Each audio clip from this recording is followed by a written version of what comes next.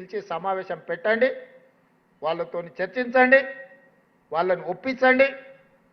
తద్వారా మన ఉద్యోగులు మన కుటుంబ సభ్యులు అడగకపోయినా యజమానిగా ఈ ప్రభుత్వం బాధ్యత వాళ్ళకు భద్రత కల్పించాల్సిన అవసరం ఉందని చెప్పి ఈరోజు మీరు అడగకపోయినా మీ డిమాండ్లలో ఈ అంశం లేకపోయినా ఈరోజు ఈ ప్రభుత్వం ఒక బాధ్యతతోని ముందుకు వచ్చి 16 రాష్ట్ర ప్రభుత్వంతో లావాదేవీలు నిర్వహిస్తున్న బ్యాంకర్స్ని అందరినీ పిలిపించి మీ సమక్షంలో తెలంగాణ రాజధాని అయిన హైదరాబాదు నడిబొడ్డున్న రవీంద్ర భారతిలో వీళ్ళందరితో ఒప్పందాలు చేపించి ఈ రోజు నుంచి మీకు ప్రమాదం ఏదైనా ఊహించని సంఘటన జరిగితే ఏది జరగొద్దు, 100 సంవత్సరాలు మీరు ఆరోగ్యంగా ఉండాలనేదే ఈ ప్రభుత్వం యొక్క ఆలోచన.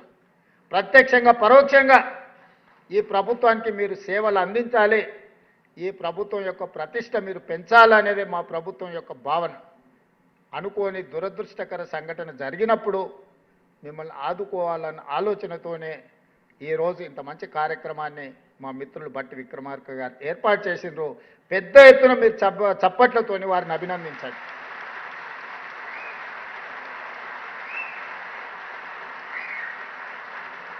నాయకుడిగా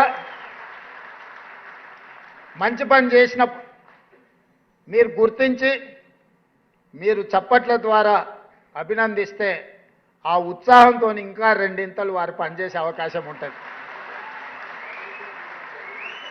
ఇంతకుముందే శ్రీనివాస్ గారు కొన్ని విషయాలు ప్రస్తావించండి, అందుకే నేను బట్టి గారి దిక్కు చూపించిన.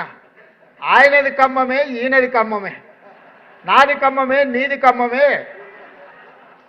మరి మనకు కావాల్సిన నిధులు వారి నుంచే వస్తాయి కాబట్టి అందుకే నా వైపు తిరిగి నమస్తే పెట్టడానికి పోతే అటువైపు పెట్టమని అటు చూపించిన. మా జగదీష్ వస్తే ఆయన మిత్రుడే పొన్నం ప్రభాకర్ గారు కాబట్టి ఆయన నమస్కారం ఆయనకి ఇప్పించిన, క్యాబినెట్లో ఆయన చెప్పే విషయాలు ప్రస్తావించడానికి. నేను గుంపు మేస్త్రినే, చాలామంది అవహేళన చేస్తారు. నేనేమనుకోను, నేను గుంపు మేస్త్రిని, ఈ గుంపు అంతా నాది, గుంపుకు నేను మేస్త్రిని. ఈ గుంపు అంతా నాది, ఈ గుంపు నాది. ఈ గుంపే కదా నా బలము, ఈ గుంపే కదా నా ప్రతిష్ట, ఈ గుంపే కదా నా సంక్షేమాన్ని, నా అభివృద్ధిని ప్రజలకు తీసుకెళ్లేది. పేద ప్రజలకు మా ప్రభుత్వానికి వారధులు బ్రిడ్జ్ ఈ గుంపే కదా. అందుకే నేను గుంపు మేస్త్రిని అని చెప్పిన. కొంతమంది గొప్పలు చెప్పుకుంటారు, మేము దొరలమని, మా గడీలు ఉన్నాయని. అట్లాంటి పోకడలు నా దగ్గర ఏం లేవు. ఆ రోజైనా ఈ రోజైనా ఆనాడు జిల్లా పరిషత్ మెంబర్గా ఉన్నా, లేదా ఎమ్మెల్సీగా ఉన్నా, ఎమ్మెల్యేగా ఉన్నా, ఎంపీగా ఉన్నా, కాంగ్రెస్ పార్టీ అధ్యక్షుడిగా ఉన్నప్పుడు మీరు ప్రేమతో రేవంత్ అన్న అని ఏ విధంగా పిలిచిందో ఈరోజు ముఖ్యమంత్రిగా కూడా మీరు రేవంత్ అన్నగా పిలిస్తేనే నాకు ఇష్టం. ఇది శాశ్వతం. మిగతా అన్నీ వస్తుంటాయి పోతుంటాయి. జెడ్పీటీసీ వచ్చింది, అది పోయి ఎమ్మెల్సీ వచ్చింది, అది పోయి ఎమ్మెల్యే వచ్చింది, అది పోయి ఎంపీ వచ్చింది, అది పోయి ఈరోజు ముఖ్యమంత్రి వచ్చింది. నా హోదా నా పదవి మారొచ్చు, కానీ మీకు నాకు ఉన్న అన్నదమ్ముల అనుబంధం అనేది శాశ్వతం. అందుకే మీరు రేవంత్ అన్న అని ఏ ఉద్యోగి పిలిచినా, నేను ముఖ్యమంత్రి అయిన కొత్తలో మా అధికారులు కొంతమంది మీ ప్రతినిధులు వచ్చి రేవంత్ అన్న అని మాట్లాడుతుంటే, సార్ వాళ్ళకి మనం సార్ అని పిలవమని చెప్పాలి అన్నారు. అంటే నేను చెప్పిన అట్లా చెప్తే నీ ఉద్యోగం పోతుంది మొదల అని. సార్ అనో దొర అనో పిలిపించుకుంటే పిలిచేటోడు మనసులో అనుకుంటాడు దొరుకుతావు కదా బిడ్డ అని. అన్నాన్ని పిలిచిండంటే అది ఇష్టంతోనో ప్రేమతోనో పిలిచిన పిలుపు. నాకు అదే ఇష్టం. మీ సోదరుడు ఈరోజు తెలంగాణ రాష్ట్ర ముఖ్యమంత్రిగా ఉన్నాడు. నేను మాట వరుసకి మాట చెప్పట్లే,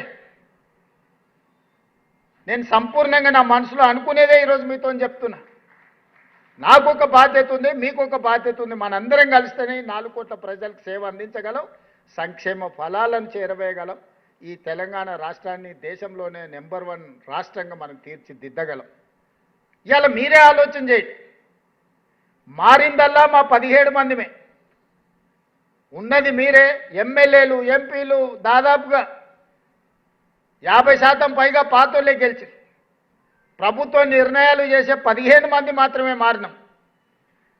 10 సంవత్సరాలు ధనిక రాష్ట్రంగా ఉన్న రాష్ట్రాన్ని 8,11,000 కోట్ల రూపాయలు అప్పు చేసి అన్ని రకాల సమస్యలను సృష్టించి 10 సంవత్సరాలలోనే 100 సంవత్సరాల కాలం చేయగలిగిన విధ్వంసాన్ని చేసి ఎక్కడిదక్కడ పడేసి నిత్యం 12 గంటలు పనిచేసే ప్రభుత్వ ఉద్యోగులకు మొదటి తారీఖు నాడు జీతభత్యాలు ఇవ్వని పరిస్థితి రాష్ట్రంలో ఉండేనా లేదా మీరే ఆలోచన చేయండి.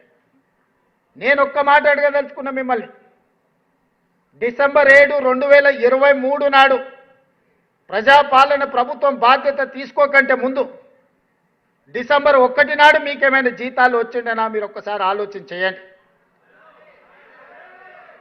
విడతల వారీగా మీరెక్కడనో విధిలేని పరిస్థితుల్లో ఇన్స్టాల్మెంట్లల్లో మీరు ఇల్లు తెచ్చుకోనో పిల్లల చదువుల కోసం తెచ్చుకోనో లేకపోతే ఆరోగ్యం కోసం తల్లిదండ్రుల ఆరోగ్యం కోసం మీరు లోన్లు తెచ్చుకొని ఇన్స్టాల్మెంట్లు మీరు కట్టుకుంటుంటే